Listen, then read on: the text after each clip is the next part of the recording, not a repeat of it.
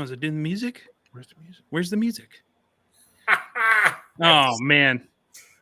What an anticlimactic thing. All right, we're going to hide that. And it says we're live. Yeah. No, we are live. We have been live just a little bit here. Oh, okay. We're questions. Feel free to refer them to me, and I'll sort you out. Yeah. Yeah. Dave's my technical expert. I can't handle the chat. Okay. Oh, man. Well, you got to turn the volume off on it. Every time Max tries to monitor the chat, he always has the volume on, so then we start hearing ourselves again. Yes. Well, welcome, gentlemen, and welcome everybody to the live edition of the Berm Limits podcast with special guests Garry Marr and the Dave Biggers experience. The whole experience. All of it.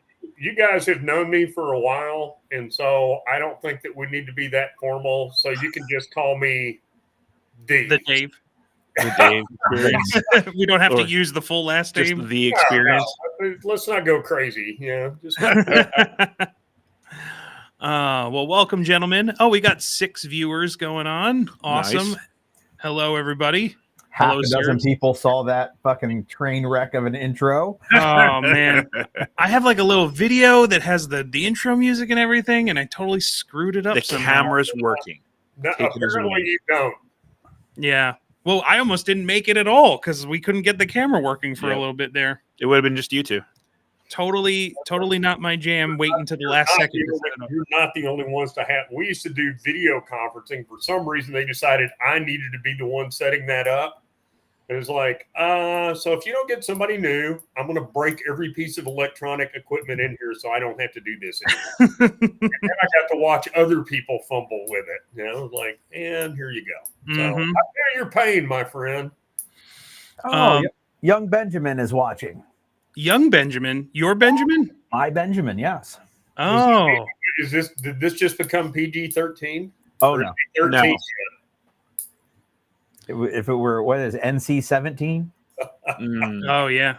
Well, he's 17 now. He can see that. What? How did that happen? Well, he grew up a little. We got older, and you, my friend, have moved into the ancient category. Yeah. Really? We call it the sunsetting years. Wow. Are you going to tell the story about how you lost part of that thumb in the 8th Crusade? It wasn't the 8th. It was the 7th. Common mistake. It's hard to keep those ones straight. What was Charlemagne like? He was a pompous, overbearing ass. With a name like that, how could you not be? Yeah, I mean, he started out okay, but we just called him toilet paper. Charmin. Not Charmin, it's Charmaine. Yeah. Go ahead, Charmin. Well, hey, before we get too deep into the conversations, which I'm sure we will have plenty of fun in this evening, I do want to make a mention real quick of our sponsor. Who is our sponsor? Our sponsor for tonight's podcast, the Berm Limits Live, is Midwest Industries. Lovely people. Some of the best people on earth. They make candy, right? I don't think they make candy. No candy. I think it's like the one thing they probably don't make. Yeah, Gary's pointing to something over his shoulder. I can't tell what it is exactly. I can't see that. They do make eye candy. A lot of eye candy. One thing that they absolutely do make, and it's fitting for us to pimp it out tonight, is because we have the namesake of it here. They are the makers of the Tremis Dynamics signature rifle. Wow. Oh, is that what's behind? Yeah. That's when you know that's when you're big time. Yeah. Yeah, when you have a rifle that's named after you. Big time. One of the best rifles made, purpose-built for students out there, in my opinion. And Midwest Industries. It's like the Les Paul of rifles. But a Gibson Les Paul, not also named after, you know. So you said, wait a second. I want to clarify something. You said built for students. Is that built for shooting students? No. That's a different. Well, you got to clarify, dude. You don't know who's in the audience. Depends on the bolt. I wasn't even there. Ooh, I forgot about that one. That was not where that was directed. No. But it went there anyway. Yeah. Yeah, well, it happens. So Yeah. anybody listening should definitely check out MidwestIndustriesInc.com. Makers of fine rifles, some of the best fighting rifles you could buy off the shelf. And Best iron sights, in my opinion. and the best iron sights, which we actually have right here. Yes. The Midwest Industries Combat Rifle Set, front and rear sights. My favorite iron sights. On every rifle I own. Oh, and I knocked them over. And You there's a did. muzzle device too, which I can't reach at the moment. But That's right. it's You over got here. Arms or what? What's up with that? We are doing a giveaway tonight of those two items at 8 p.m. And I'm not allowed to win them. No, Max is not allowed to win. Nor is Gary, because he probably just has a bunch of names. So I'm still in. Dave, you could be in. Woohoo! Okay. And as a matter of fact, anybody that wishes to jump in on the giveaway, let me see if I can do this here. Oh, look at that. It worked. Damn. So there is a link in the chat that you guys can sign up. There's a form you fill out. You have to be present at 8 p.m. for the drawing to win. Well, otherwise, suck it. Yeah, a big one. Mm. A whole bag of them. Oops, something went wrong. Try Oh, no. reloading the page. Uh-oh. Oh, no. It's gone sideways. Great. Things are just beautiful. Hey, I hear that if you buy one of them Tremis rifles, that the person that laid it out, inspected it, will teach you how to use it That's true. for free. I've heard that as well. It does come with a free, your choice of either the 2-day dynamic carbine class or any 1-day class that uses a rifle. Nice. So any of the workshops or force on force or, like day 3 vehicle, anything that there's a rifle in, you can take a 1-day class for free for buying the rifle or the 2-day dynamic carbine class. So any jabroni could buy it and then show up, and you're going to show them how to use it. Yep. Nice. Any jabroni. Any jabroni. Yeah. No background checks on our side. Nope.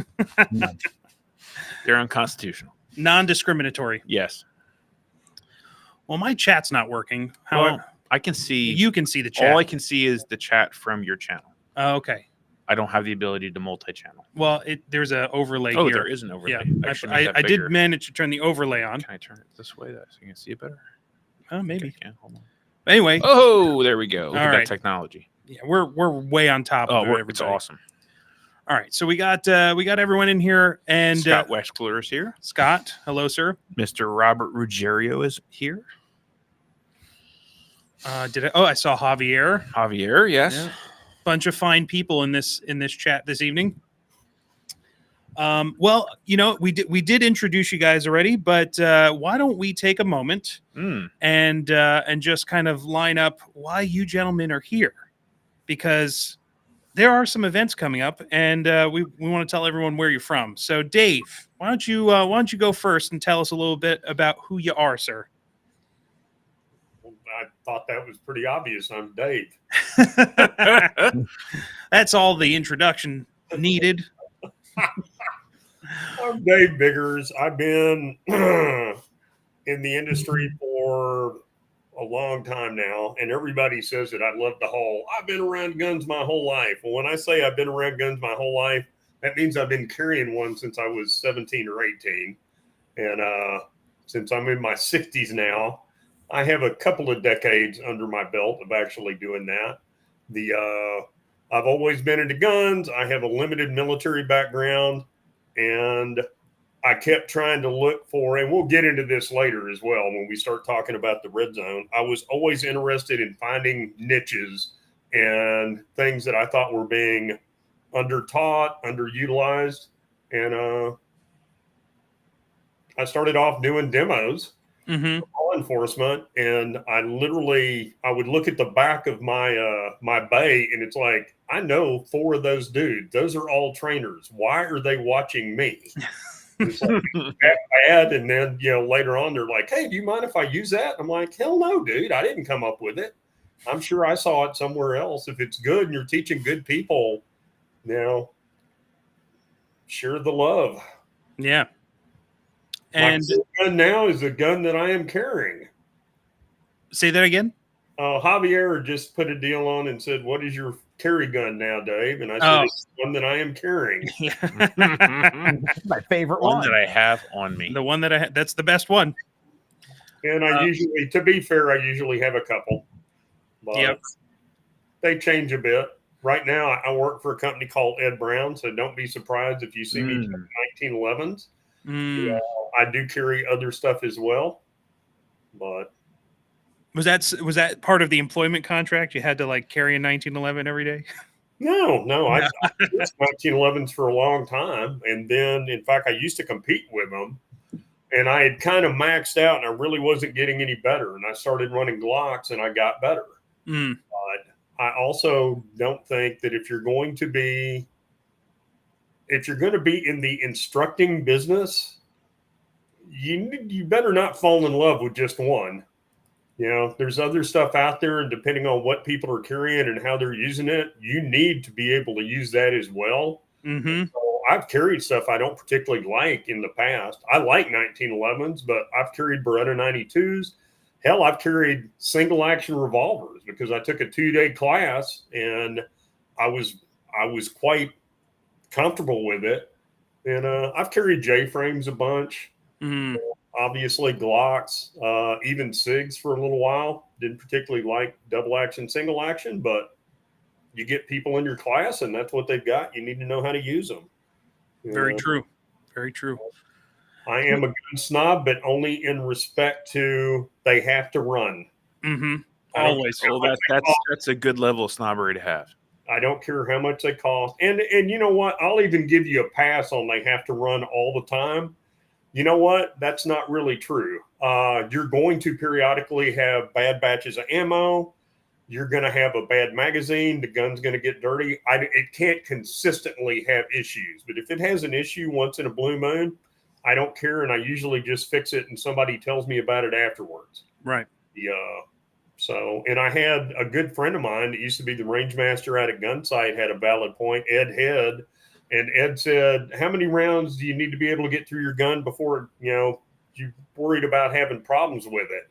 And people are like, oh, at least 500, at least 1,000. And Ed says, how much ammo you got on you? And the guy says, oh, I don't know, a couple magazines. He says, as long as it gets through all those, who cares? That's a valid point. That's a valid point. I like high round count guns. I mean, Gary and I both, when we worked at that other company, I never carried a gun that didn't have at least 1,000 rounds through it. Never did it. It's like, okay, I know this thing is broken in. Now we go back. Now we clean it. If it had malfunctions, I know what those are, and we fixed them. And so, yeah, they need to run a whole lot more often than they don't. That's so true. So, Dave, let me ask you a question, sir. What have you got going up? Because the reason we wanted to get you here, especially in this timely manner, is because there seems to be an event coming up that you might be teaching. He's teaching? Right here in Pennsylvania. What? What? Who came up with that crap? Well, technically, Gary and I did when we sat at your Oh, table never mind. and made you put a class on the calendar. Yeah, We can get you up here. I'm very needy. I have to have people to reach out to me. Go, we really want your class. Are you sure you want my class? No, I'm doing a red zone at the what the heck is this thing called again? It's at Red Rock Lodge in Sugarloaf, Pennsylvania. The muster. I made notes earlier. The muster. Mm-hmm. And there will be a lot of really good instructors there. I'm just lucky to be one of many. I have the list, so we can go through that in a moment. Yeah, there you go. Teaching the red zone with a couple of additions. Yeah, so that is on August 4th and 5th, right? Yep. And it's a 2-day class. So correct me if I'm wrong, and Gary, chime in here too, because I know this is all kind of put through your website. So if you want to check it out, it should be popping up every now and then for anybody in the chat. But let me see if I can do one of these things. And I can bring up the chat and we'll see if that loads and I can put in the link. But there should be a link every 15 minutes that comes up for the Red Zone class. Oh, cool. On the Tremis Dynamics. Only every 15 minutes? Oh, well, I didn't want to spam it, but first day is live fire, right? On the range. for the most part. Yep. It's you can take these in 2 different days. If you just Right. want to take a single day, the way that it's set up, you can. There will be some live fire both days, but primarily the first day will be mainly live fire. The second day will be mainly force on force. And there are I a think- couple of additions that I've stuck in. So, And the first day is, I think if you sign up for the Red Zone, you have the ability on the website to sign up to add on the second day. I think that's how it's set up. I think that's how the Tremis Dynamics webmaster sucks. So that might be the only way they could make that work. But if you need to work something out, I'm sure if you reach out to Dave or Gary, we can fit you in if you can only make it for one day. So just if you're interested, reach out to anybody on this chat, on this live stream, and I'm sure we can work with you. hey, can I reply to a question by Robert here? You sure can. Robert, quite frankly, it's whatever I can get a hold of. The carry ammo of choice. I pissed off a bunch of people by saying that, but I threw so many $5 a round bullets into freaking banks doing demos that I got to the point where I really don't care. Now, I have been doing some stuff with Nosler. Nosler makes some very good ammo. Currently, they're only doing 45 and 9. But frankly, any of the good quality hollow points you're going to be good with. Actually, one of the things that we talk about in the class, I'm not counting on a hollow point to make it stay in the body. Yeah. So the main reasons for hollow points are 1, expansion. So you're hoping you get more tissue damage.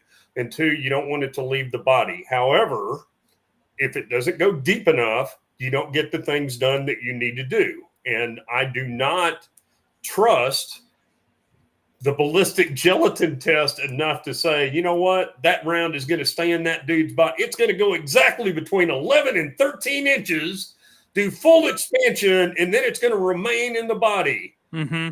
Maybe it will, maybe it won't. You know what ballistic gel doesn't have in it? Bones. Anything. Anything. Bones. Yeah. Absolutely right. That's one of my pet peeves T-shirt. about ballistic gelatin. Yeah, there's no clothing, there's no connective tissue, there's no bones. In fact, the ballistic gelatin is supposed to simulate a pig's ham. That's what it's supposed to. It's supposed to. It's supposed to make do as if it was a giant piece of muscle, because that's what you're shooting in. But unless you're Arnold Schwarzenegger, you happen to get him across a pec or something, there's not that much muscle. You're almost always going to run into spine. You're going to run into ligaments, tendons, and anybody. There's stuff inside of there. There's hard things that can deflect bullets and make them not open perfectly, like pretty little flowers of death. And anybody who has ever hunted more than once, you have no freaking clue what that bullet is going to do once it's in contact. Yep. You got no idea. Sometimes it goes 2 inches and makes a 90-degree turn and exits again. You know, they've had people literally get caught in the head, not on the head, went under the skin, circled, and went out the back. And then you had other ones, a dude gets shot in the toe, it blows his heart out. You don't know. It's every time is going to be different. Right. And expecting, well, I'm going to do one here and it's going to do that. Yeah, maybe it will, maybe it won't. Yeah. I'm a little opinionated on this too. So. Well, this is why we love having you around. Thought about it a while. I was like, "Hey, we're gonna have a podcast. Do you want to join? Do you need prompts and questions and stuff?" Nope. And Dave's like, "No, I don't think I'll need any of that." I'm like, "Yeah, I don't either." we'll just turn the camera on and start talking. I got a thing or two to say. Yeah. Well, for a moment though, let's see if I can do this. Turn the big camera, the big screen, over to the man with the fresh haircut. Wow. Nice. Hello, sir. And a lot of gray. Yeah. Marriage will do that to you. Gary, you're obvious. If we had a regular guest on this channel, it would be you. I think this is your 3rd or 4th appearance on. I was there for episode 1. You sure were. Gary, you're so awesome. Also, to have you. Sitting beside one of my bros who is an awesome instructor, and I'm just the sidekick too, just like today. Wow. Oh, you're not referring to me. You were No. Yeah. It's right. I He was knew referring that. to Jay. Yeah. He was referring to Jay.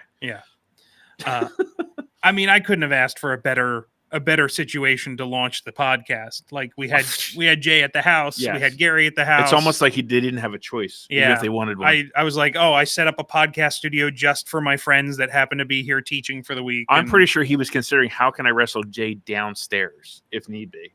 right. Well, that wasn't going to happen. Well, you know.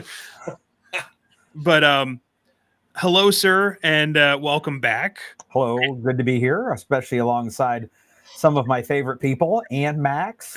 And even me. And Max. That's what I say all the time. Exactly. Yeah, I put up with them. But so Dave mentioned it real quick, but I think what we really need to talk about is the big event that you have coming up, sir, which is That would be the 3rd annual All Hands Muster, number 3. number 3. Woohoo! Probably the final year that it will only be a single day. Yeah. Ooh, see how I teased everyone there with that? Yeah, well, Nice. you're famous for ending things on a high note. So Wait a second. It's only a single day? Yep. The second day is we're going to do the red zone. Oh. I thought that took precedence. I'm not even going to argue with that. That's Odd because you're Don't- so argumentative. I bottled you into a corner. yeah. no. Don't tell them that there's a competing class the same day too. Oh yeah. Oh, I know that. I'm not worried about it. In fact, I'd probably take it if I wasn't doing my own. Oh yeah, that's tough competition. it's very tough. I'm a little intimidated, but I'll get over it. So yeah, August 3rd, the all hands muster. And we got it. Obviously, the red zone is happening right after it. Mhm. Also, we have a class from Sunny right after it. And before it, the Friday before, Jonathan Aldridge is doing a medical class, Iron Forge Consulting. And that same day is also a collaborative class with me and Sunny called The Crucible. Then the 3 days prior to that is a collaborative class with me and Sunny called The Science of Dynamic Violence. And the weekend before that, Jay Gibson of Preelectus Training and Andrew Smrek, that's not how you pronounce it, of Combat Art Training are doing a collaborative Patrolling the Homestead class. So there is a literal assload of training A lot of happening knowledge. in those like 8 days. Heck yeah, that's awesome. So at the muster, which is August 3rd, Yes. Saturday, Mm-hmm. I put together a list, but the list keeps growing of like awesome people I each asked you time this I check question, like who is actually Yeah. presenting? it. So Dave Biggers Dave Biggers will be presenting. will be presenting. I'm presenting right now. You just Yeah. can't see it. That's what she said. Just Me don't all the pan the time. camera down, Dave. Ah, Garry Marr. Well, hopefully you'll get to present this year. You got forced out of your own muster last year because we ran out of time. Sonny took all of it. All of He he did. will take all the time. Sonny Pazikas from Forward Training Concepts. Mr. Zach Bush, Zach Bush. who's in the chat, by the way. Is he here? Awesome. He is here. Hello, sir. Andrew Smersek from Combat Mhm. Art Training. Yep. Lewis Karras Ooh, Yep. from Elcar. very nice. Yeah, We- we just added him like a week ago. Nice. Mm-hmm. Mr. Jay Gibson. I wasn't allowed to actually guess.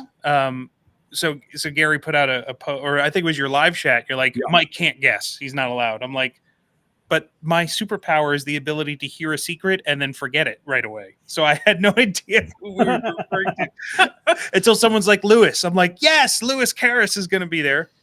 Yep. Jay Gibson. perhaps Jay- change your superpower to being able to operate podcasts. Ooh, Oh. low blow. Yeah. We were having trouble Nice. earlier. I'm trying to help. Mr. Jerry Nuss. Well, Jerry is now on the fence. Oh on the no. fence. Okay. Oh no. All right. Because Damn it. I ran into Jerry You did. at an airport Yes, I got a in picture. Florida, randomly coming home from Disney, Yes. and I was like, "Hey man, you're coming to the muster, right?" He's like, "Yeah, I'm I should come to that. I'm like, yes, you should. You absolutely should. I literally had asked him like 30 seconds before he sent me the picture, like, we should talk to Jerry about coming on the podcast. And he's like, hey, look who I found in the airport. Look who I just talked to. So Jerry is not hard committed, but I figure if we keep talking about him publicly, we'll shame him into committing. We will. I'm good with that. We will I'm will fine it into with doing existence. I'll talk to his wife. We'll fix this. Nice. Yeah. Get the boss on Get the the phone. boss. Right. And then Andrew Meisker. Who's Andrew Meisker? Andrew Meisker is a medical guy. Yes, who he was is. at the first. Him and Jerry go back like 800 years. Yeah. Nice. I've had Andrew in several classes. I know Andrew well. Yep, he did an awesome medical seminar called Meisker's Magic of Medicine. I actually came up with the name with it because he didn't have a name, so that's what I came up with. And I think he's going to do a repeat of that because it's been 2 years because he did it at the first muster. So he's doing, I think he's just repeating that, the updated version of it at this one. Nice. Mm-hmm. Am I missing anybody? Absolutely. Jonathan Aldridge. Oh, he is presenting. He is presenting. He is Excellent. doing a hands-on medical block. He was talking about doing something out. He's going to do it out on the outside of the building so he can be messy. And he thought about doing something competitive and giving away some medical prizes. But I think he decided that he's just going to put them in like the random name drawing thing and not make people compete for like free tourniquets and shit like that. So is there going to be stuff going on at the same time? Yes. Nice. Yes. Okay. We'll Yeah, have you're gonna have to something make indoors choices. and outdoors for every block, and people will just a la carte pick which one they want to go to. I fully expect to have an empty class of people that want to learn about radio. Who are you competing? If you're competing against, Yeah, for knowing that. it's like Sonny or you. Oh yeah, that's not I'll be fair. there. I'll be teaching Yeah. some stuff. Yes, you will. And I just confirmed what block of instruction that Calvin Lim is teaching. Oh, Yeah. Calvin. So I almost feel like we're getting the band back together. I got Calvin and well, Dave Jerry. and Jay and me, Jerry, maybe. We just need Jordan. Yeah, if you get Jordan there, then it's a hat trick. I think I tried. I don't know if he actually watches any of the things that I put on the internet, but I tried to convince him to come up and visit his brother.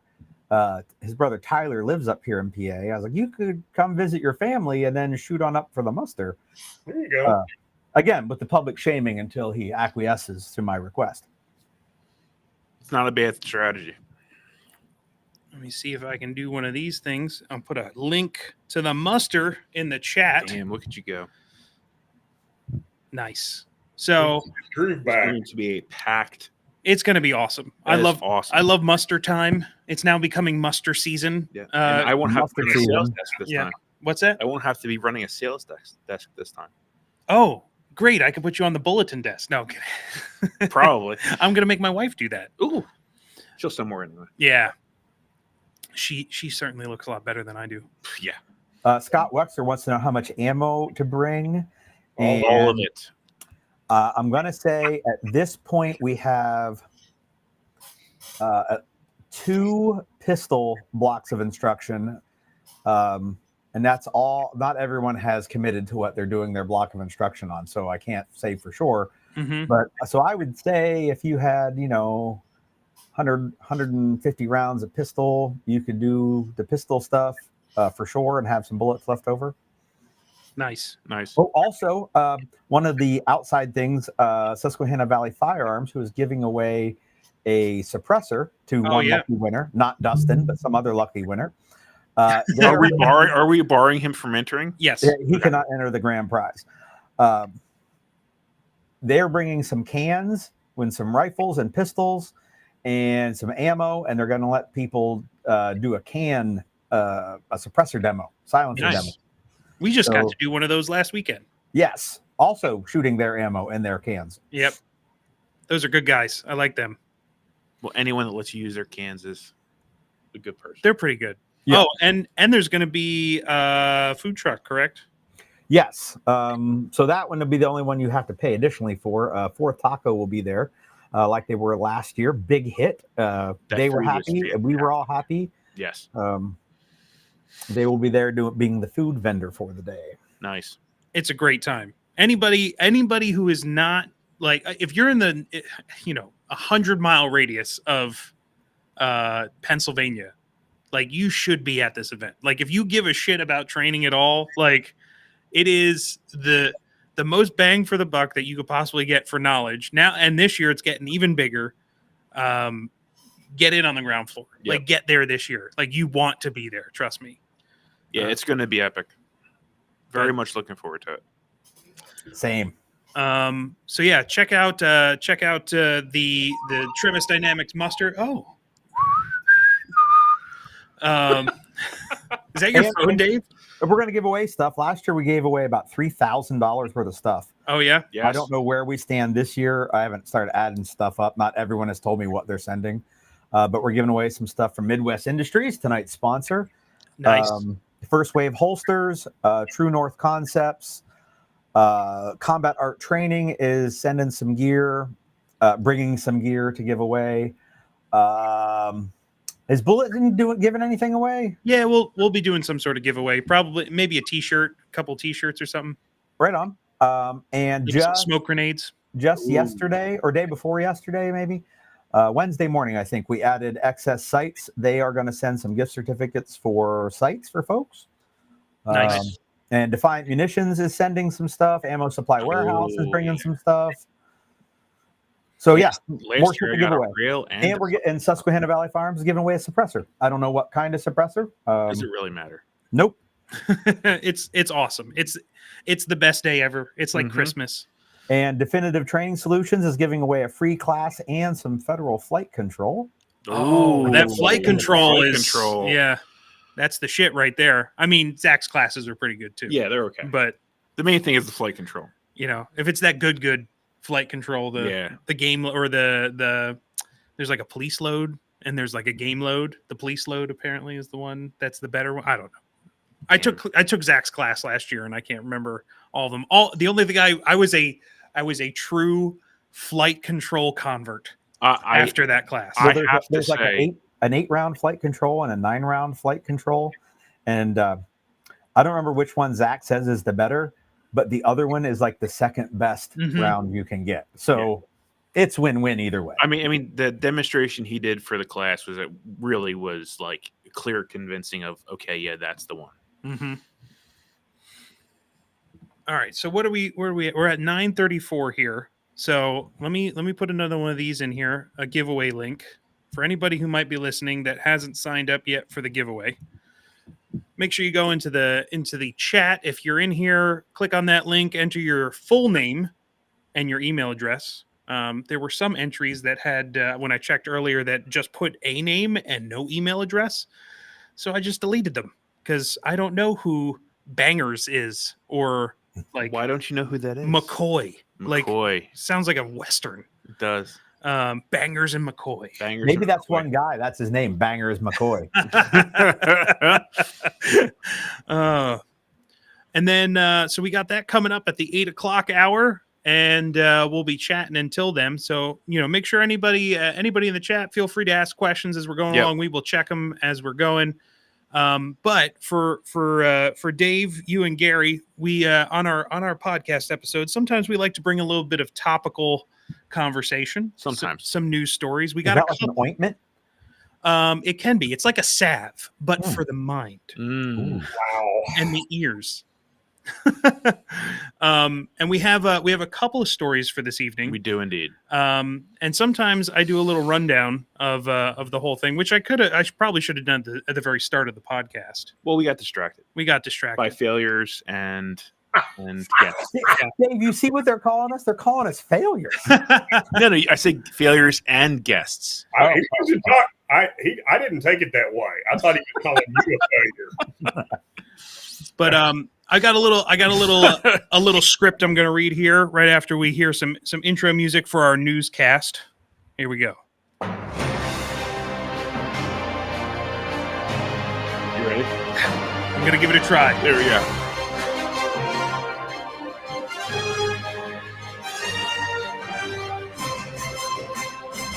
For July 12th, 2024, these are your bulletin points. In the wake of disastrous performances and calls for withdrawal from friends throughout the entertainment and political worlds, President Biden puts himself in front of a press to try and convince the world that his cognitive abilities are still present.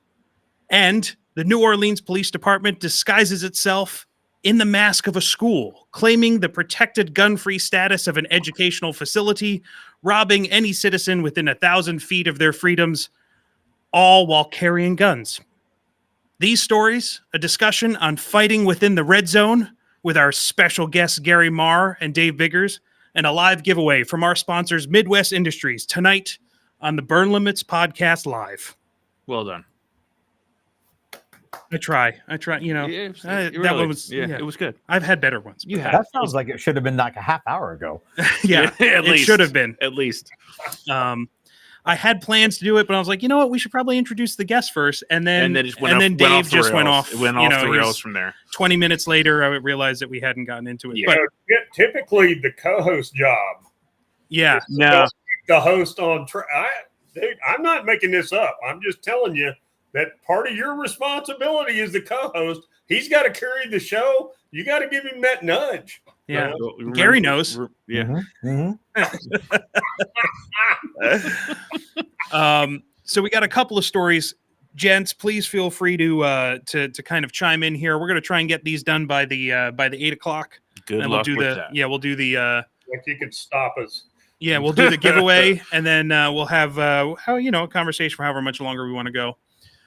But the first story is it's a fun one, an ongoing one. It is an election year, if you will. Is that what we're calling it? Yeah. Is that what we're calling it? I guess Election year. there's apparently going to be an election soon. It's gonna be something. So did any of you guys get to see the President Biden press conference in the last day or so? I saw highlights of it. Yeah, it's I more saw like some low light. memes. Yeah. Yeah, they're memes. Didn't really see a point. Yeah. Wait, that's all I needed. Oh my God. I just I picked out a couple of the two best gaffes from it. Mhm. So he did like an hour press conference yesterday, right after the NATO summit or the NATO. Yeah, it's the NATO summit where all the NATO countries are coming together. And Call it NATO, or did he mess up and call it something different? oh, dude, if you didn't catch this one, there was a huge one in it, which was pretty crazy. So this is the best part. Very first question of the night of the press conference was, President Biden, what concerns do you have over VP Harris's ability to beat Trump? That was like part of the question. And he goes, Wow. I wouldn't have picked Vice President Trump to be vice president if I didn't think she was qualified to be president. So let's start there. So totally thought, Trump was Harris. Well, they didn't have the marionette strings going yet. Which, they hadn't quite he hadn't gotten it going yet. So, you have to give him a little bit. I can explain this. Oh, here we go. He's been around politics for some time. A little bit. And way back when George Washington was running for president, the person who lost Was the vice president. VP. Yes. Yeah. So he's just remembering like his youth. His youth, Right. Well, his teen years. Yeah. I think that's a solid It is a solid theory. You could work in the press office. You probably do a better job than the person that's doing it now. Well, And you have a lot to do. Do that. Here's the it's crazier super part, though. busy. So right before this summit or the press conference happened earlier in the day, he was introducing President Zelensky from Ukraine. And totally had a moment where he's like, doing the setup and saying that there's a war going on in Ukraine, so on and so forth. And then he goes, ladies and gentlemen, President Putin. Well, it's the same thing, right? I mean, it's always the same thing. And so, but then he's like, not Putin. You're going to beat Putin. Yes. And then Zelensky's like, no, I'm better than Putin. And so it was the most awkward thing you could ever imagine on the world stage. Yes. So then they asked him about it in the press conference, and he still got lost in thought about trying to respond to it, and couldn't remember which name he called who.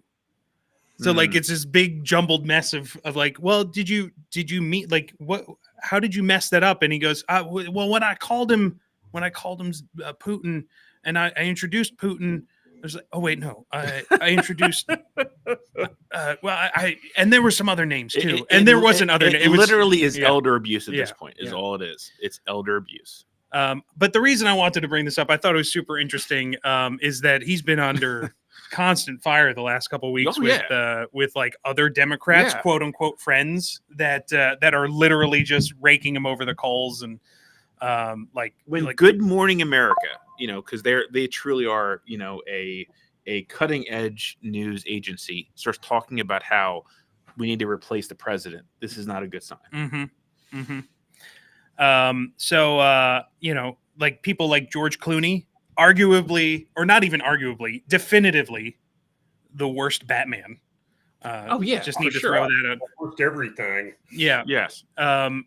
Put out an op-ed, I think it was yesterday, the day before, just like totally like calling for the withdrawal of Biden, and he's like high up in the political spheres, and apparently like so is Stephen King. Yeah. Oh, really? Stephen King? Well, apparently. But like I saw things with like what's that terrible documentary guy who did like the Bowling for Columbine thing? Michael Moore. There you go. Yeah, he was calling for withdrawal too, and everyone's doing it. The one thing I wanted to end on, which I thought was the funniest part about it, is he's got some people like rooting for him too, just defending him to no end. Mm-hmm. Do you know who's been like the most like one of the most vocal supporters of Biden? His wife. Maybe her. I mean, she was doing stuff. I mean, somebody that's obviously near and dear to the Pennsylvania world. God. The sloth himself, Senator John Fetterman, who pride of Pennsylvania. Yeah, what sweatshirt was he wearing? It was Carhartt, like gray. Shocking. Well, retards have to stick together. Yeah. And the whole defense was like, one bad debate doesn't define a campaign. I'm like, that shouldn't be your slogan, bro. Like, I know we messed up and we ruined the country, and it's only been 4 years. We'll get it right in the next 4. God damn. Yeah. So fun times. Yeah, it's fun good time. stuff. I think it's super interesting to see how this political shit is going this year. It's going to get spicy. All the more reason to train, everybody. Yes. I love the fact that the Dems hate Trump, and I get that. Everything he stands for, they hate. However, looking beyond that, the best the Dems could come up with, are those two. Yeah. Those are the best of everybody you've got. Now, granted, you got a lot of losers, but those are the best. Those are your standard bearers. And the fact that, you guys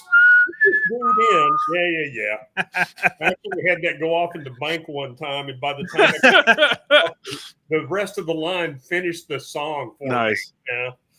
So, yeah, it's pretty Well, when that plays, you can't reach for your phone to turn it off because people will think you're drawing a gun. Yeah, especially with that music going off. They all backed up. It was kind of cool.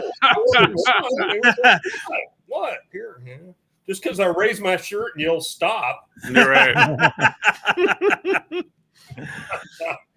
Oh, Lord. What's your story, Max? Story number 2. So, New Orleans officials designate police station as a school and expand gun-free zones. So, apparently, they were trying to, before open carry or permitless carry came into effect on July 4th, they were trying to basically turn tourist areas into gun-free zones. They failed. So, the 8th District Police Station has been designated as a vocational school. And by turning a working police station into a VOTEC, now everything within 1,000 feet radius of the school is a gun-free zone, including more than 5 blocks of Bourbon Street and an international tourist destination. So they failed trying to just objectively say this tourist area is a gun-free zone. So they used the local police precinct to push it through. And apparently in Louisiana, if you have a gun violation, it's like state prison and hard labor. Oh, they still have hard labor camps. Like it's not like Louisiana. Yeah. So hard labor and you go to jail.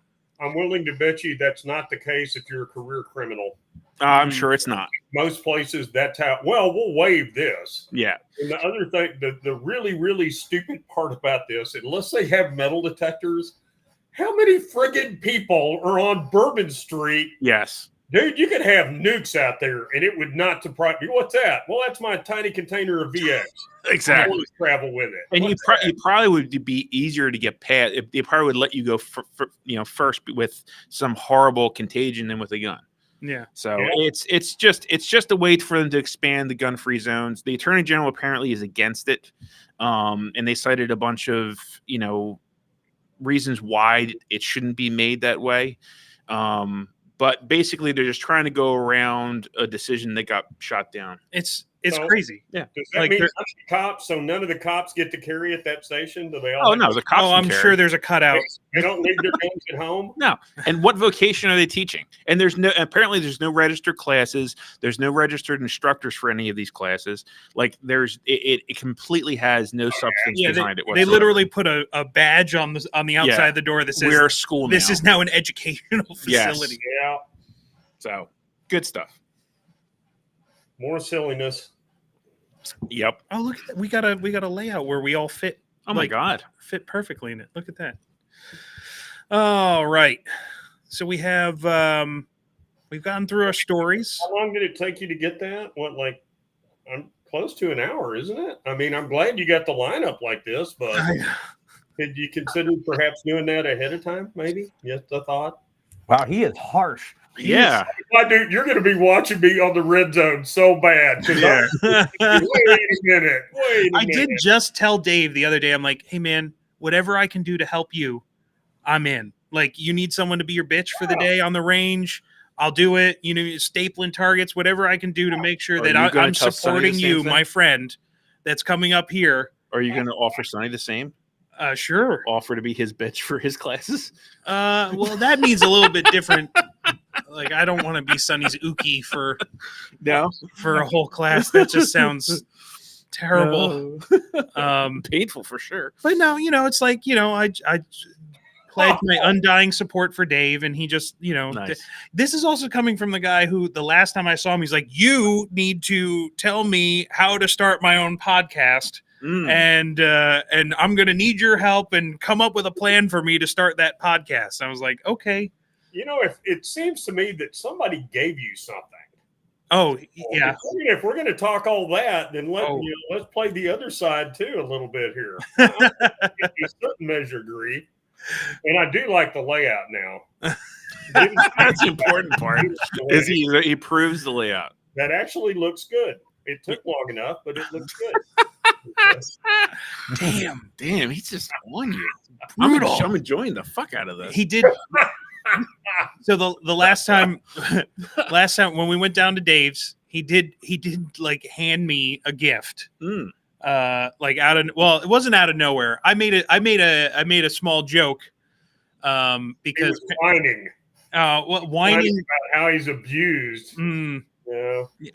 Maybe it could be by Garry. Yeah. Well, by Garry. Is that what he was? It was a long trip. Okay. We were on it was all the way down to Florida and back, and Garry did say things to me that should not be said to another man. No, I'm kidding. But, you got me a ticket.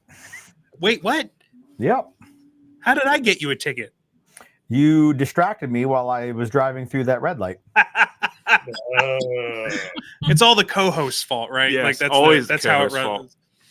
Yeah, I totally distracted him. Gotcha. Mm-hmm. Got it. So we were at Dave's house, and apparently every time Garry walks in that place, like Dave hands him a gun. How dare you, sir? Yeah. How dare you? And like, gifts just happen. I'm sitting there going like, where's mine? It's fine. I'm the new guy. It's okay. It's cool. And Dave goes, well, we're going to have to fix that. And just walks away and comes back. And now I have a semi-automatic shotgun. Nice. Yeah. So Dave's, I can't give Dave too much shit. And that's why I pledge my undying, So support all it took was a semi-automatic shotgun to. Yep. Yeah. I'm a cheap Dave. He's a cheap Dave. Yeah. I was about to say. I'm pretty, I'll bend over backwards. Hey, that shotgun is Zach approved. He ran a bunch of rounds through that. And by the way, I love his comment. He's mean like Tim, except you can understand what he says. Man, get a rope. So what brand is this shotgun that's Zach approved? Is it Tysus? I don't know who brings that in. Yeah. I don't know if all of them are, but that particular one he ran it through a couple of classes. Nice. So I mean, there's a million different clones and Turkish ones that are floating around. yeah, no, it's a Turkish shotgun. Yeah. I don't remember. They went through a bunch of different models, and I got to the point where I quit paying attention. Yeah, Jody. I think he's filmed like at least half a dozen different ones, saying this one has run fine, this one has run fine, this one has run fine, because he's got hooked up with PSA, so he's getting all those things, and he's had nothing but success with them.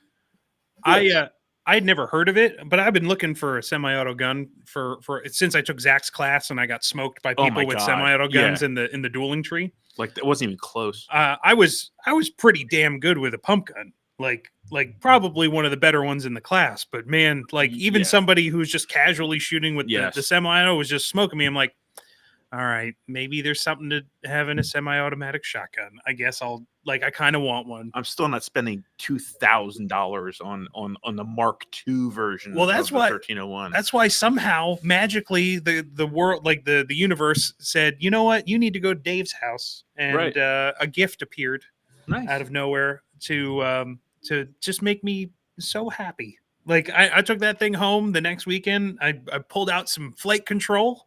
You put flight control through it? Oh yeah, of course. Because I was like, that's what I'm gonna like. That's what I'm likely gonna need to pattern out of it. It's gonna be the best pattern, likely, and it worked great. It's solid, like 25-yard gun. Nice. Yeah. Like until the pattern started opening up some. I beat Tim Morris at a dueling tree. He was using a 1301. You shouldn't beat older people like that. It's mean. Mossberg 590 Mariner, and I crushed him using a pump, and he was using a 1301. I of course loaded one round in the shotgun, and when it ran dry, I dropped it and drew a pistol. As you should. Bing, bing, bing, bing, bing. And he was like, no, you cheated. Why did you waste the time with that first round? I wanted to say I tried, and during the malfunction process, it transitioned. Have either one of you seen the ridiculous golden shotgun that the judge that they painted up for him yet? It is something to behold.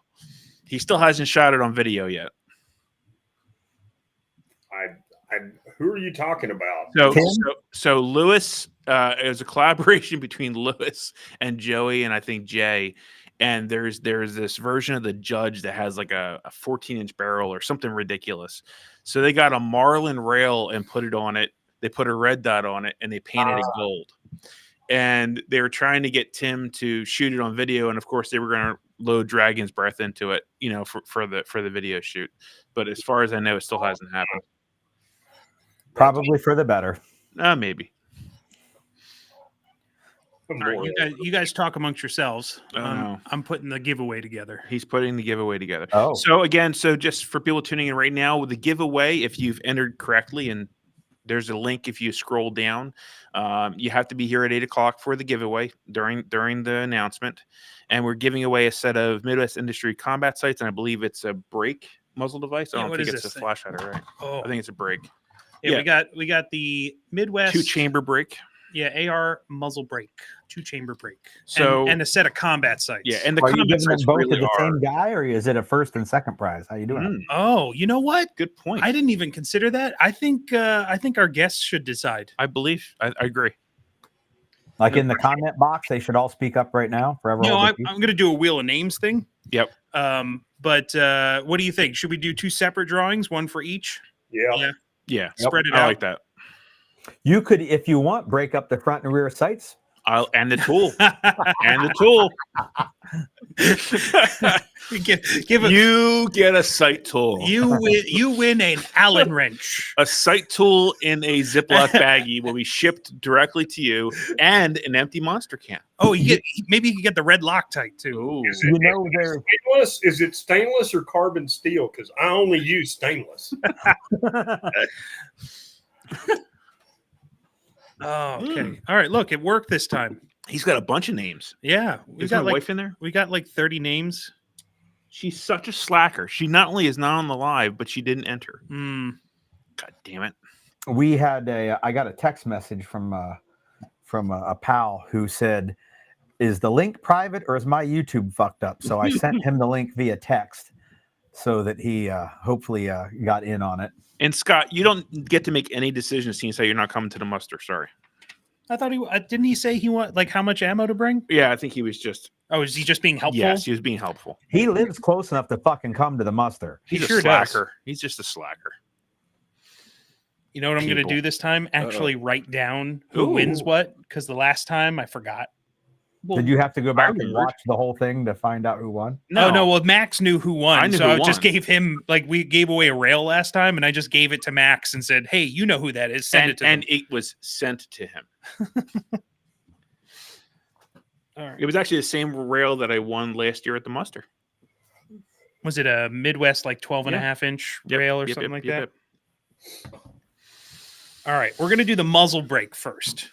I agree. It's Or all- the sight tool. I still like the idea of bringing Well, you the know, sight we tool got out. 3 minutes, so I'm sure we We do. can vamp for 3 minutes. And there's only 13 people in here, and there's way more in the giveaway. So I'm betting Right. we're probably gonna have some multiple spins. Maybe. We might.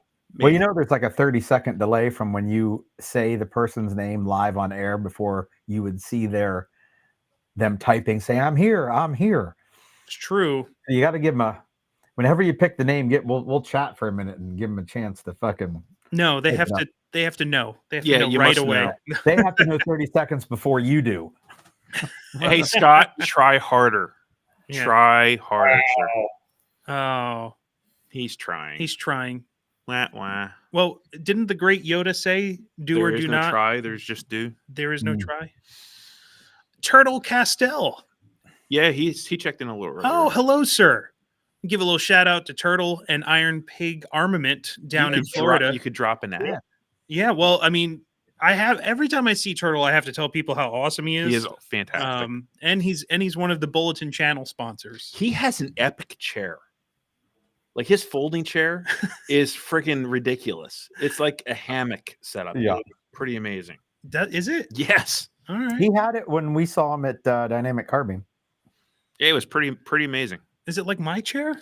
I don't know. Or is it a I've never different- seen your chair. It's like Oh. it's this whole assembly thing that comes out, and it hangs from either side. It's Oh, awesome. Yeah. Sounds elaborate. It is. All right, we're 1 minute away. I have no idea if it worked. Well, Lance Corporal Faust. Oh, Faust. There is a Faust in here. He got in. He got in. I Yeah, sent him. He's the one I sent the link. That's fucking Fausty. Yep. Nate effing Fausty Faust. Yep. Still annoyed at my wife. Not to just like heap too much love on people, but that Nate guy, I like him too. He really he's pretty okay. You should get rid of the. He has an awesome Butcher Pepper dog, dude. and he's okay too. Yeah. He also got us hooked up in a spot that's like been really awesome Nice. to go do some night shooting stuff. Oh, the one you were talking about.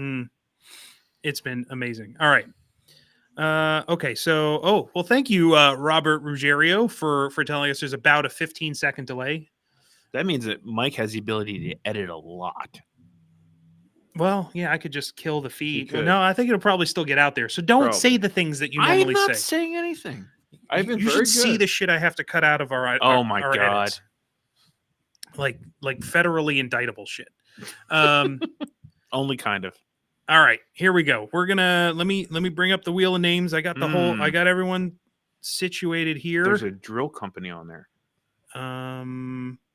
That's a guy's porn name.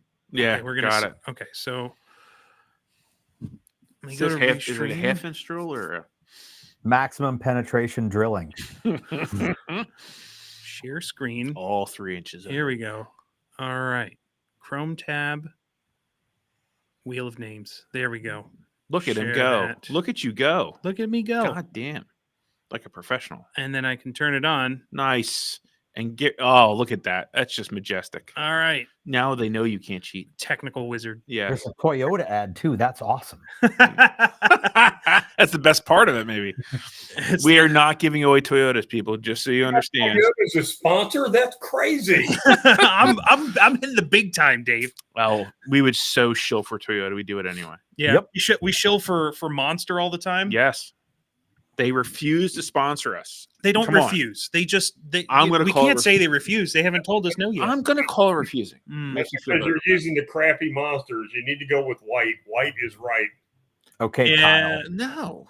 No, sir. The rehabs are the No, best. it's not. My daughter drinks that stuff. All right. So we got the wheel of names here. We've got 30 some odd names. And Drum roll, please. Well, which one are we doing first? What? We doing the muzzle break first? I was going to say an empty can of Monster. Well, here's the in a question: Ziploc bag. if the person that wins, do they get the win? Are they put back in for the second prize? He's got to complicate shit. God damn. Because He really because knows how to game He it. You know, does. this If is they why I aren't, keep Gary you need to around. Start with the big one because nobody wants to win the lesser value one and have that like remove them from the higher value one. He's right.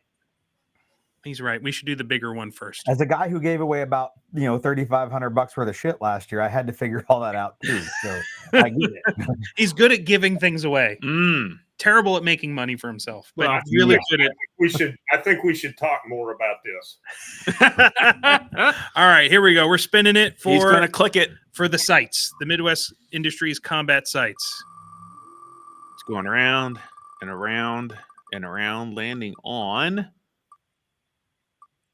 Mr. Paul Haddock. Paul Haddock. Congratulations. So we're gonna have about 15 seconds. We'll see if there's a Paul Haddock in here. So what did Paul win? He won the Midwest Industries combat site set. There you go. So This one I was up at Midwest when those were still in the prototype phase, and I got showed them and had to keep quiet about them for months and months, and it ate at me because I wanted them so bad. And if you win them, the rules are you then have to build a rifle. Yeah, you can't put Yep. them on an existing. You can't rifle. put them It on has an to go a existing new one. rifle. And the only rifle that really should wear them is the Tremis Dynamics Midwest. It comes with them, but That still. one That comes with comes it. with them, yeah. Yeah, that way you can have two sets of backups. Zeroed for different ranges. Ooh. Well, you can put some on the side. Oh, yeah. You got to get some of those 45-degree angle mounts for them. Mhm, You can pick one on each side. You can Right. have different ranges. It's like I got a 100-yard zero, I got the 25, and I never remember what this one is. So, Well, I don't see any comments from Mr. Paul Haddock. Me So neither. how long are we going to give him? Oh, We did tell him to be present at 8 p.m. yeah, he's not here. Has anyone seen someone comment I have not seen the name pop Paul up yet. Haddock? I have not. Well, his name's like a fish anyway. It's like Haddock. Haddock. No, it's not like Haddock. It is Haddock. It is Haddock. Well, I'd say we give it another, say, 10 seconds. 10 seconds. 10, 9, You don't have to count it. 8. That's annoying. 7, Dude, what if that guy lives in Whitefish, Montana? Oh, that would 4, 3, 2. One. Jessica Bognier. You know what button to push. All right. Oh yeah, I got a button for it. Sorry, Paul.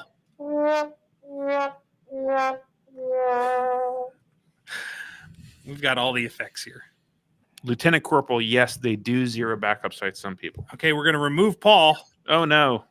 Goodbye, Mr. and Paul. Let's see what happens next. We're rolling. Man, I hope this person's here. This might be a long night. It might be. Oh! Not him. Either one of Not him. Mr. Scott Wexler. Scott Wexler's here. He just has to come to the muster to pick him up. Yeah. Yep. So They will be there waiting for It'll They you. will be not here be waiting shipped. for you. Yeah, they will only be available for you at the Tremis Dynamics muster on August 3rd. Yes. Congratulations, Mr. Wexler. Jessica Bognier. But is you here. still have to We didn't call your comment. name, Jessica. Sorry. Yeah. You still have to comment, Scott, though. You can't Yeah. not comment. You have to say thank you. Or something of that Something. nature. Yeah, you just have to acknowledge Acknowledge. that you're here, Scott, still. Because you could be just That would be tragic if he It was would here be. and then left when he heard Well- another name, and then or appropriate. Oh, there he he is. Yes. Congratulations. Congrats, sir. You now have to build another rifle. Yep. Not Okay. that you needed an excuse. So, Scott, you won the Midwest Industries combat rifle set, the best damn iron sights known to man. Yes. Whew. Bless you. All right. I'm not through yet. Don't Yeah, we rush got one left. Yeah, we one got left. We got the Midwest Industries 2-chamber break. 2-chamber break. Here we go. Last one. We'll remove Scott from that one. He can't win again. Like that bastard Dustin. Yes, damn him. And the winner is Mr. Mr. Ken. Ken Wayne. Congratulations. So we'll give him a minute or so to comment that he's here, and he's. I doubt it. I haven't seen the name. doubt it too. I think we're spinning again, but we could be wrong. Sounds like a fake name to me. It does. And hello, Central Coast dude. That's an interesting. Which coast? Yeah, the central one. Would that be like the Central one. Mississippi? It's got to be the Mississippi. You would right? think. Or Floribama. What do they call that area down there? Floribama or Alabama? Florida Georgia line. Florida Georgia line, whatever that is. I don't know. The Panhandle. The Mississippi Delta. There you go. And Central. I guess Central Coast could be like the Gulf Coast, right? it could. I would assume it Mm. could be Central West Coast, but that's just California. No one wants to say they're from there. Mm. All right, another 5 seconds. Yep. For Mr. Ken. Weigh in on Wainapa. Wanyampa. I don't know. No, Nope. California stand. I'm Nope. sorry. All right, sorry, Ken. And I'm sorry to Central Coast dude that he has to deal with living in California. Come on, give us somebody here. And the winner is Oh. Mr. Daryl Sadler. Daryl Sadler. I'm not clapping until we know he's actually. I know. This is a terrible idea. Whose idea was this? I believe it might live have been giveaways? the individual to my right. with the could be. stipulation that they have to be here. Let me at least write down Scott Wexler as the winner for the sites. Yes, I agree, Jessica. Congrats to whoever this person is that I have not seen. Yes. So Daryl the Sadler. whole stipulation of having to be here for the giveaway seems to have gone out the Listen, window. I don't get it right every time. All right? Jesus. I have a suggestion. Yeah. Yes. Okay, if they're not sitting in, they're not eligible. If they're So not you look at the people who are actually on the right side of the screen that shows Mhm, everybody who's currently on there. If they're not in that list, Yeah, I mean, it'd be great if I could weed those out. The problem is that I had a form that has all the names in it. Gotcha. Yeah, Yeah. it's not based off of who's actually here. It's based off of who put their name into the form. Yes. So maybe it ought to be. So we'll be here a while. Yeah. All right. We're Sorry. moving out Mr. Daryl Sadler. Daryl, you're gone. Sorry, buddy. It's gonna wind up being Plutch. We're gonna keep going until one of them Bogneer Nope, guys. that was close. Tell us, Oh, ho!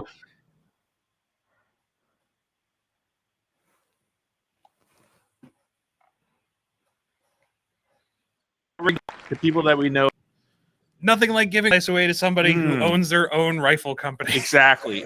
Hey, maybe he'll be able to resell it to somebody else on their rifle. That's funny. Good for Turtle. Go Turtle. Could a better person. But Congratulations. He's here. I I'm know telling he's you, here. he's here. I know he's He's- here.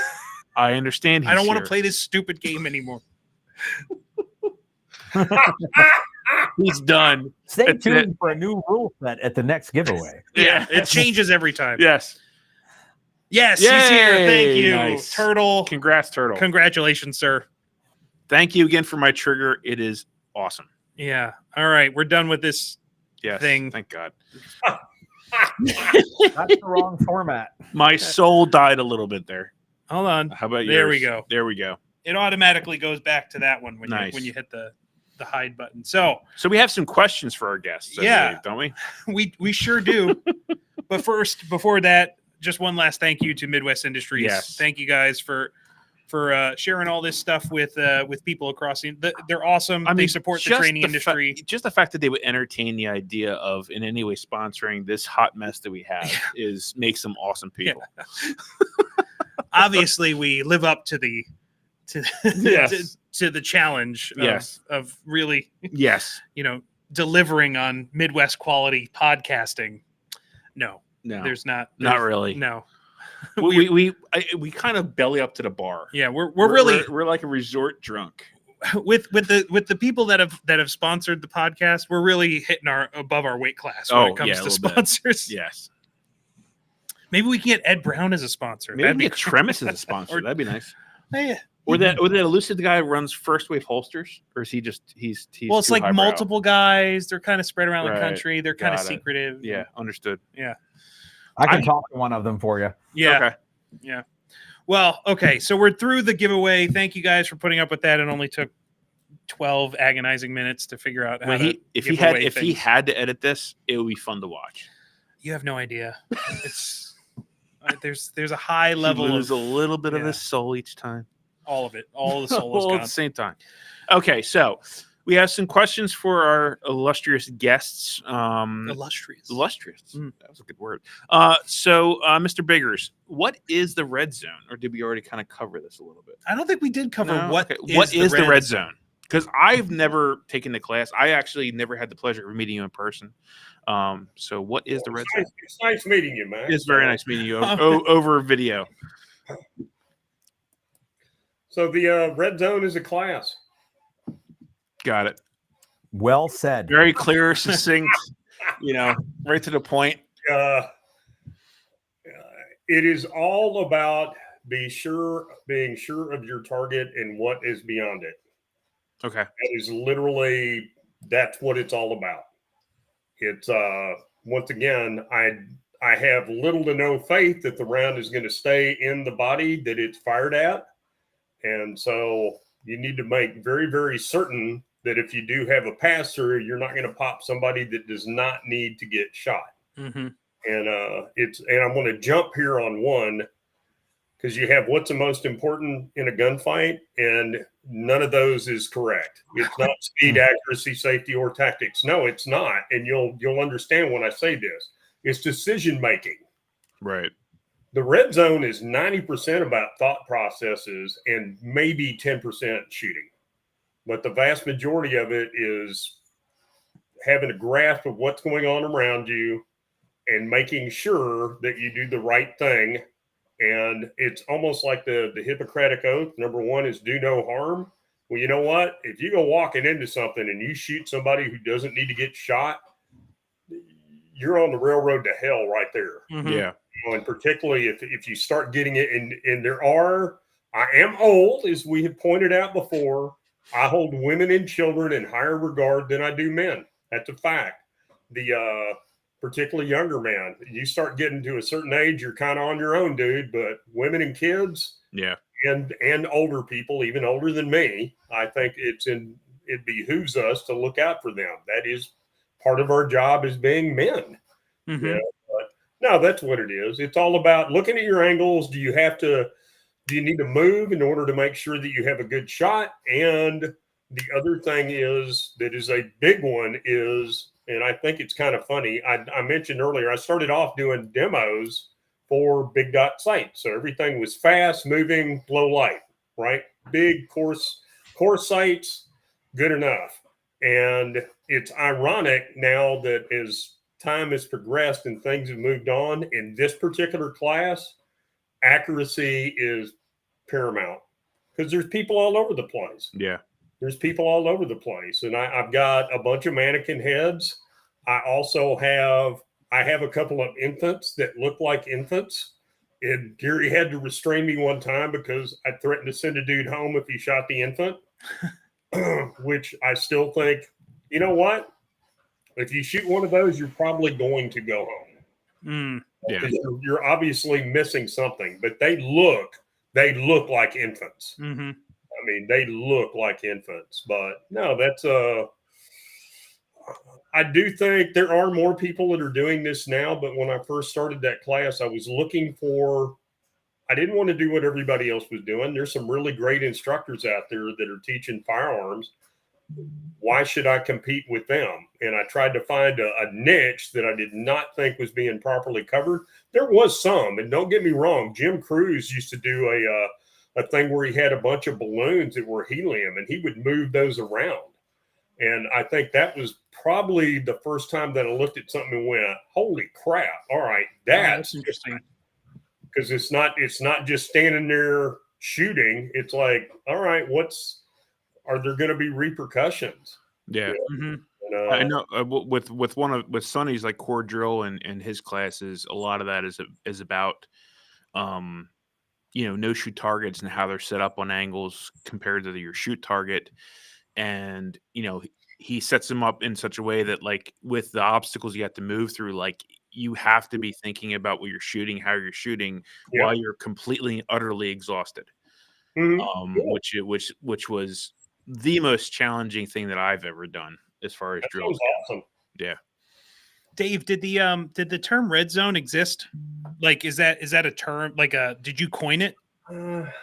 I did, but it's been used in other places. In fact, somebody else is trying to do a class calling it that. But as far as I know, I think mine was a first class. I call it the red zone, not because of a football deal, but it's more like, you got the different color codes for danger. And for the most part, we're working up close on this stuff because you have to be able to make the shot that I need you to make. There's not head shots, there's brain shots. There's not torso shots, there's spine, heart, or lungs. And that's what you need to be concentrating on. And depending on, we also get a little bit into, I call it tactical anatomy. It's like, here's your location, this is what stuff does. And here's how, if you're turned different degrees, where exactly is the heart in relationship to the body? We all know about, it's more or less upper center chest, right? Slightly offsided, that has more to do with the shape of the heart. However, okay, if you turn completely sideways, where the hell is the heart in relation to your body? Mm-hmm. Right. And if you think about it, it's farther forward than you would normally, or than I thought, because you think about how big your damn spinal column is. And your heart is forward of your spinal column, and it is behind your sternum. There's not a whole lot of room in there, Right. And roughly a fist size, roughly. But where is that, and where are you going to get it? And if you're shooting, if you're going transfixing somebody from, say, they're 8 o'clock, where exactly is this? Where am I going to put the round so I can get the desired result? And where is that round going if it passes through them? Mm-hmm. So that's So for someone interested in taking a class, like, what do you think they should have taken before walking into your class? Like, what proficiency should they have? They have to know how to run a gun. Okay. I don't have time to teach that. Right.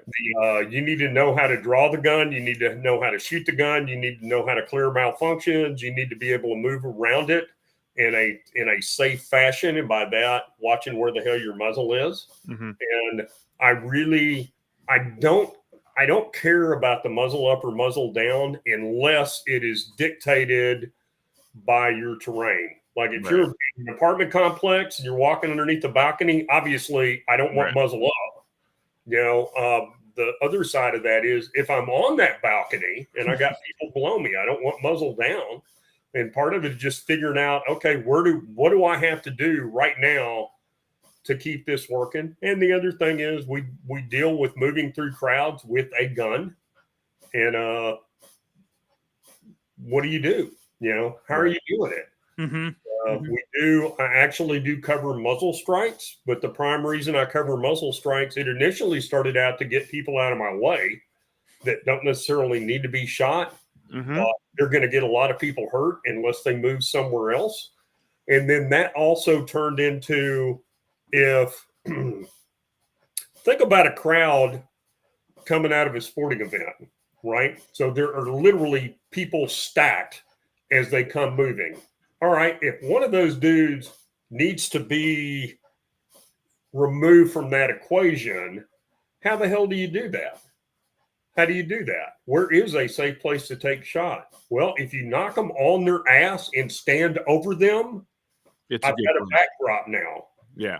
That's not my first choice. But in a lot of cases you can go to a knee and do a low to high. But once again, what is in their background? And so it kind of started out like that. Who knows? Maybe you muzzle strike some dude that needs to be shot, but you can't put a round into him right there. No, take him off his feet. You're already in a better position. But no, like I said, 90% of this is thinking. It's where am I going to move? How am I going to move there? What is my angle on the shot? And can I make this shot? Because that's the other thing. There's a whole lot of this. It's all about here's what you've got to do. You need to hit a tee box if you're going to do a brain shot, right? And how close do I have to be in order to make that shot? To make it. No doubts. And it's like, all you got to do is hit that dude right there. That's what you need to do. And people will screw themselves out of that shot. They get their ego involved, or there's other stuff going on. And it's like, you don't understand. How many times do I have to tell you, this dude's got a kill switch.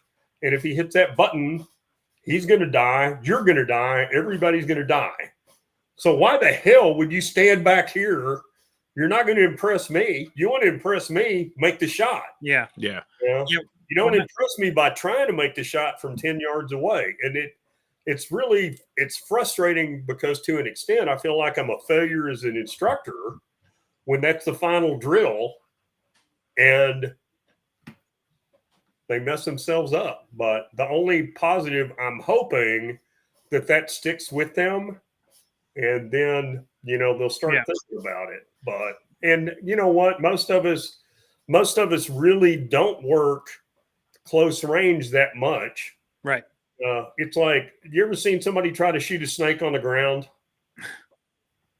Right? It's not in person now. It's 2 or 3 feet from you. Yeah. Well, they'll miss it because they don't know what the holdoff is. They got no clue. And there's rounds just going everywhere. And it's like, when you get really, really tight on people and you don't have those huge targets, you got to change your attitude a little bit. But. Yeah. Well, I think a lot of training too doesn't emphasize on accuracy either. Right. Well, so when I took the class, it's still, I still tell people it's one of my absolute favorite classes that I've ever taken. Well, thank you. I appreciate that. Because, and it's a very specific reason for it.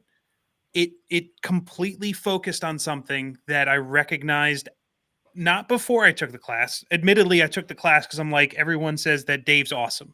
And I had met you as one of my instructors in other classes. I'm like, yeah, I want to learn more from this guy. And it was more of the attraction to personality type stuff, right? Where we do that a lot with people in this industry. And like, hey, I like that guy. I'll take whatever I can from them. Well, I ain't a sexy beast. So. you have a magnetic personality, Dave. I got some kind of personality.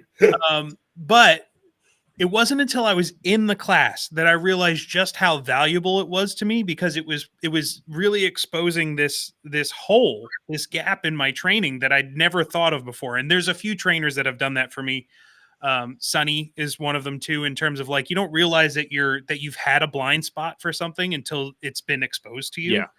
And that Rule 4 thing is like, and I'd love to hear your thoughts on it, and you too, Gary, of like, there's so many things that we do from a flat range perspective that we do as almost necessities to training that like make us blind to what we have available, like what we or not what we have available, but like they make us blind to some of those training scars that we do by not thinking about targets as 3-dimensional.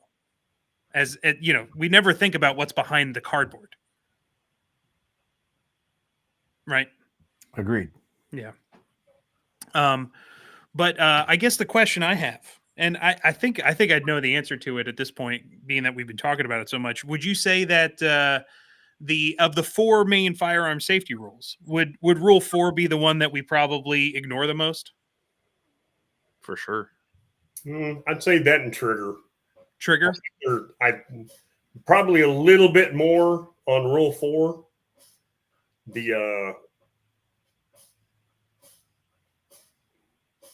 you can practice enough where if you're not shooting, you can keep your finger off the trigger. But it's very, very easy to get stuck in different. You're talking about holes that you realized you had in your training. I went through a similar thing. First time I did force on force, I realized what a huge hole I had because I'd never done that before. And then the other was the first time that I was moving around vehicles with a firearm. And I would have sworn to you that I had muzzle awareness down pat. And I did right until I started trying to get in and out of a pickup.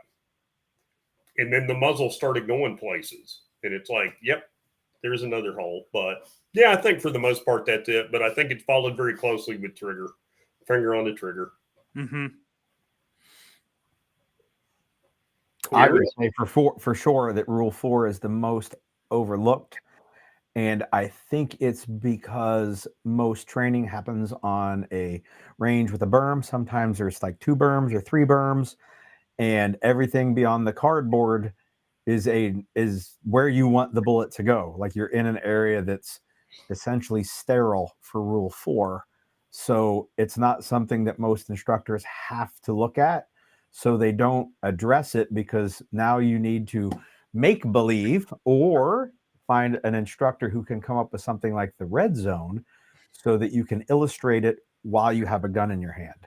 Because most ranges, it's like, yep, everything's a backdrop. You're safe. Just shoot the cardboard.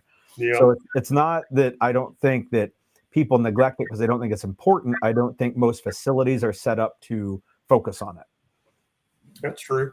It's a fair point. Yeah, I mean, and I think the other thing too, like, you know, like most of the classes that not all the classes, but I'll mention it again. Like when FAFO, like when Gary jumped up on the berm, I was like, well, this has never happened before. There's never been a person standing near where I'm going to be shooting, and now there's an instructor who's, yes, 3 feet away from where I'm shooting, but it's like, oh fuck. So, you know, that was something that was new for me that it was never introduced before. You know, so that was 100%. Well, I'm glad I got to play a part in that. I did not realize that was a new experience for you. Oh, at you that scared time. the fuck out of me. There were some other folks there I had never met, and I just showed up at the class like late, parked the truck, and Jay's running people through some drills, and I just walked up and jumped up between the targets. Yeah, I was like, oh, okay, this is what we're doing. This should be interesting, and everything was fine. But like for me, that was completely new. Yeah, and the funny part is, like, for some of us, I didn't even bat an eye. Like, that's just what we do. Like, yeah. As a matter of fact, I love those moments where, like, and it's not to say anything's unsafe. It's just new, right? Yeah. It's completely like it's a stimulus that you've never had before. Was it during the red zone, Gary, that you saw Dave do something similar, and you're like, oh, well now. No. He did do something similar. He did a downrange drill. I'm not going to spoil it for anyone out here that I went, well, I've never seen that before.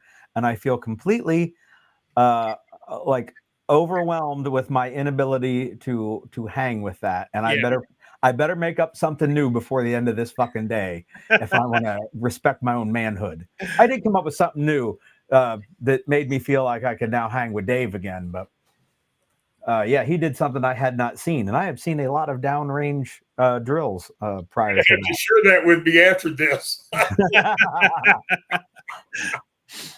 Yeah, I remember that day, like, because and you know what, I think the fun of it is like that moment of being challenged. Yeah, like when I saw your reaction at the Prelectus class, I was like, oh yeah. You had one of those moments. Yes. Like, I remember those. Like, there are moments that stick in my brain of like, oh, I need to perform. Yeah. Like, and it's not something that I can't do. I just didn't realize I needed to, like, now I have context of why. Yeah. And it clicks. It clicks in your brain. I think that's what your class does a great job of doing, Dave, in terms of the red zone and like, if I could put it into a single word, it's context, because that's what we don't do for gunfighting on flat ranges. We don't have fights in context, but they exist exclusively in context in the real world. Always. Where are you? What is the backstop? Who's around? Yeah. Like, what's the environment? Like, what are you shooting? Like, all of that has, we eliminate those when we go into quote unquote training for simplicity and safety. Yep. But we need to think beyond those to say, well, we can't always be simple and we can't always be safe. Yep. Right. Or safety is relative. It's kind of like, oh, I could be really safe. Well, are you going to train things into your brain that make you then less safe over time? Let me ask you a question. I know we didn't really go into this much, but if Rule 4 is the impetus of the red zone, and like, hey, I don't see a lot of people doing that. What's the next thing? Like, what's another gap or another thing that we don't see trainers like addressing or digging into much? I'm curious what you guys think. Well, if I knew that, I'd already have a class. Maybe we'll come up with one while you're up here. Well, I do have a couple ideas. We're going to try one or two things that I have not done before in the red zone. There will be a limited introduction of both shotgun and ARs, extremely limited. But I think it will address some of the things that we're talking about, where we'll just have to see. Gary and I have a long love-hate relationship with shotguns. And I normally have little to no use for them unless you're using them as a breaching gun, or if you're in a war or a prison riot. And by the way, there's some excellent shotgun instructors. You got, Zach is phenomenal. He sure is. Yes, he is. Yeah. Tim is Tim. As a friend of mine pointed out to me, there are probably more shotguns in private citizens' hands than anything else. So am I just going to poo-poo those people and they don't get to play because all they have is a shotgun? And so I've got an idea. Gary and I came up with an idea of some ways to kind of work around that and to still make that a little more generally usable. And same thing with ARs. We got a couple ideas we've been working with. So be interesting to see how that comes. But now, and if somebody does see a gap out there, hell, let us know. We're pretty smart. One of us will come up with something, and we're not shy. All of this. If it's good training does not belong to anybody. Right. It's good training. Good training belongs to as long as it's the right people. Yeah, I said the right people. By that, I mean good guys. Good guys. If you're a thug, no need to apply, or you can come be one of the target holders. We need you to hold this target right here. Don't worry, you'll be fine. We're going to shoot on angles. You'll be okay. For God's sakes, don't move. Yeah, whatever you do. I'll never hit it if you don't move. I mean, I think like the de-escalation class, I had a little snippet of it during Shooter Fighter Matrix with Sonny, and the little piece of it that I had, I think that is one of those classes that, like, before you even go to a fighting pistol or whatever pistol one course you decide to choose, I think that is a class you should have to take. Like, that should be a prerequisite. Like, you should take this class because it's almost more important to know when you shouldn't be shooting somebody, or how you're getting even into the position of when you are into a conflict. Like, how did you get there? I think it's severely underserved. Yeah, it's the training to not get into the fight in the first place. Whether it's de-escalation or like escapology or things that you can do to avoid conflict. Yep. Yeah. Like, what can you do to prevent yourself from having to, kill this individual? See, that's why I pay the $200 tax stamp. I didn't know that was a clear pass, that like, now that you have this, you can just indiscriminately shoot that fucker. Well, no, that is. So I'm sorry, that's the FBI badge and the ATF badge. When people say to me, if you don't believe in the rightness of this process, like, why don't you just drill a third hole and cut the barrel down and build a can and say fuck the system and let the chips fall where they may? And I'm like, because I'm willing to pay $200 to not have to shoot people on my porch. Mm-hmm. Yep, good point. So that's how I stay out of that fight. I pay Yeah. $200. There you go. It's like a $200 insurance policy for your dog. Exactly. Who I like better than most everyone I've met. Pretty much, yeah. I haven't met your dog, and I still probably like him most than most people I've met. He's a bit mouthy. I heard. Like he licks a lot. I heard. Yeah, if he likes I you. like Gary. Yeah. He's sitting right outside the door right now. He's leaning up against the door. I can see his shadow. Is he huffing under the door? Like, No, he's got used to, if he hears me in here talking, he's probably thinking, it's Wednesday again? He's the only thing he's going to smell for the next month after the muster is soap, because Andrew's going to be there. Oh, yeah. So all he's going to smell is going to be soap. your dog's going to be nose blind. Well, he's kind of used to that at this point, because we have a bunch of Princess Fiona's soap in the house, and I have gear of Andrew's. Which, of course, smells like stuff. Take my 1 second. I got to grab something. I'll be right Okay. back. yeah. Make sure that anyone watching this, make sure that you tell Andrew how much you love that his gear smells like soap. He loves hearing it. Really, email him. I have call thought him. he has the best smelling gear of anybody in the industry. Yes. Yes, I say many times I have an ankle rig, and even 9 months after wearing it through sweat and grime, still smells like soap. Mm. I got some Cordura gear here that I have to leave in the basement because it can't like into the rest of the house, and I would love to be able to soap scent that thing right back up so I could Good have stuff. it indoors. Mm. All right, I got a couple of rapid fire questions Here we go. that we can wrap up with this evening, because we've been going for like an hour and a half. I haven't seen any questions in chat. Like, guys, if you have any questions, like, now would be the time to type them out. Mm. All of the 9 people that are Yes, still all listening. 9 people that are still watching. Mhm. And I would like to thank Zach for this. Oh, I have, yeah. Oh, you If got a you handicap know- placard. If you know, you know. I would grab mine, but it's upstairs. Yeah, there you go. I charged mine. I may have helped with some graphics on that, and I Good. Thank you. No, I charged my usual fee of nothing. I just get a shirt. Gratitude. Thank you very much. I appreciate that. It's And thanks worked again. out. It's worked out. I have He'll I have a be wardrobe of shirts. he'll be wearing a shirt soon that says Max's Bath on it Yeah. again. Well, the only so I love Zach, but when he picks materials for shirts, like I think he could use a little help. Yes. Well, Zach's cheap.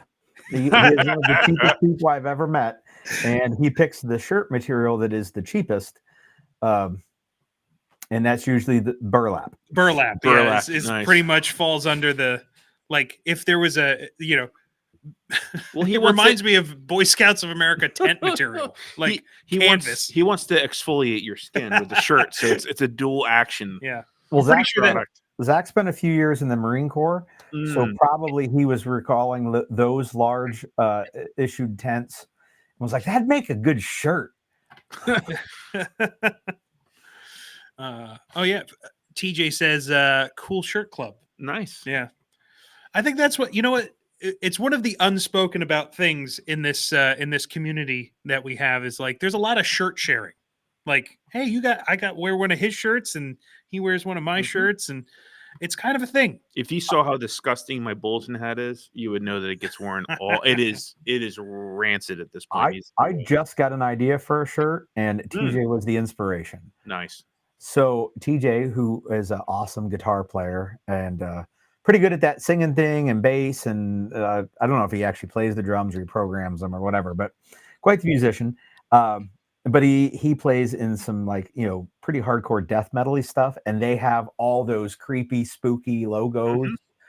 I think I want to do a Tremis Dynamic shirt and one of those logos that just looks like Roots. You can't pick out the lettering. You got to really look at it for 5 seconds to figure out what it says. It looks like a dilapidated old leather couch. Yes. Yeah. There's Like all the say cracks. something, and so that's going to be a shirt.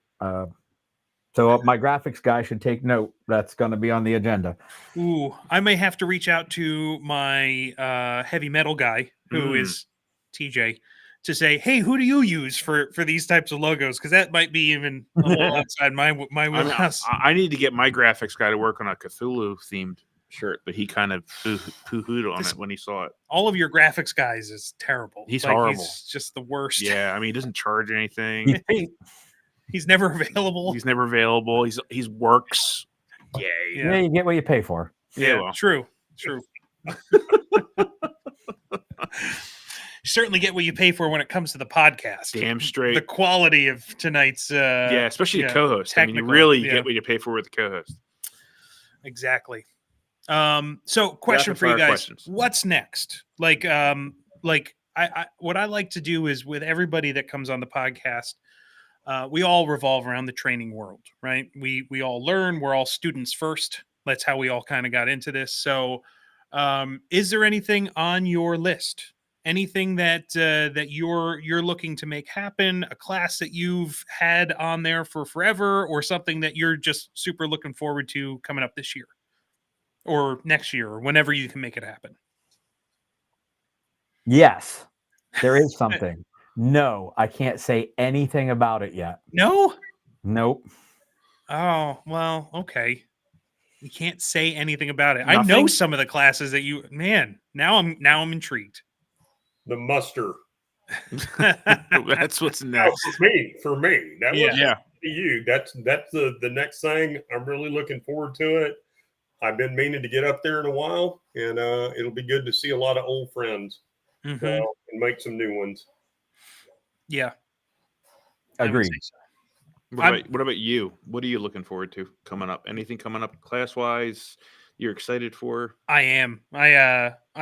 So somebody laid an opportunity on my doorstep last week. I mean, so Andrew, our good friend at Combat Art Training, he contacted me out of the blue, said, hey, I have a gift for you. And you're going to go take an ECQC class from Craig Douglas. And cool. South Nart. Yeah, you need to give him a really good rim job. Like, you owe him like some major. Well, I mean, I'm about as experienced at giving those as I am at podcasting. So we'll see how the quality of that turns out. And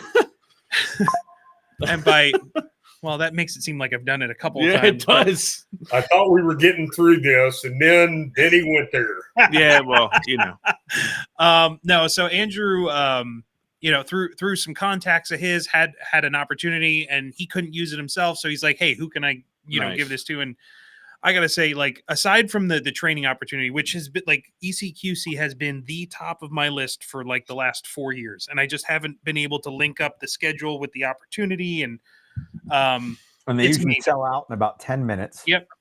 So I'm going up to Massachusetts in September. Don't know anybody else taking the class, but screw it. I'll take the 4-hour drive. I'll go up to Massachusetts. I'll make new friends and get to meet Craig. Hopefully, I don't know if he's the only one that teaches the class or who else is in his cadre, but it's like ShivWorks has been like when in September. It's the weekend after. Oh, it's during Dynamic Week, so it conflicts with. I won't be at Dynamic Week this year, unfortunately.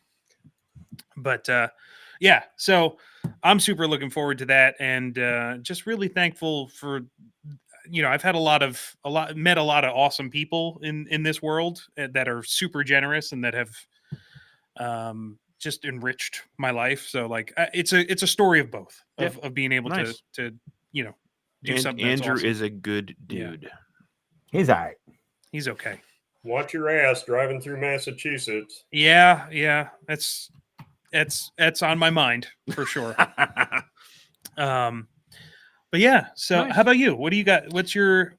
I'm really looking forward to messing with you guys during patrolling the homestead. That's gonna be fun. But you're not a student in that. Well, you're a student. No, I'm going to be messing with you guys, so it's going to be fun. Yeah. That'll be fun. And there's no ammo, so I can't get shot, so that'll be good times.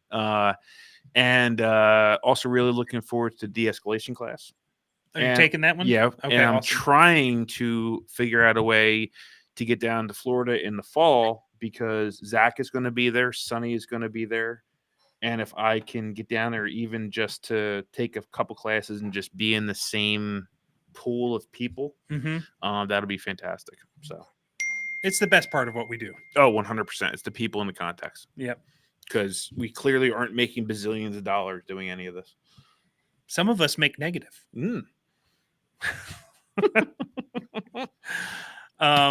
Okay, so we've gone an hour and 45 minutes. I appreciate you guys giving us your time and hanging out with us tonight, telling us about the opportunities we have coming up. I cannot wait for the muster. It's gonna be and awesome. For the red zone. I'm going to be there both days. I've made that a priority. Can't wait to see other people experience it for the first time, because I'm really, like, I think it's definitely one of those, like, I'll call it even like a capstone class, where it's like, it's one of those classes that really changes your perspective on things. But is there anything you guys would like to kind of talk about before we end this thing tonight? Anything you want to promote? Any parting words?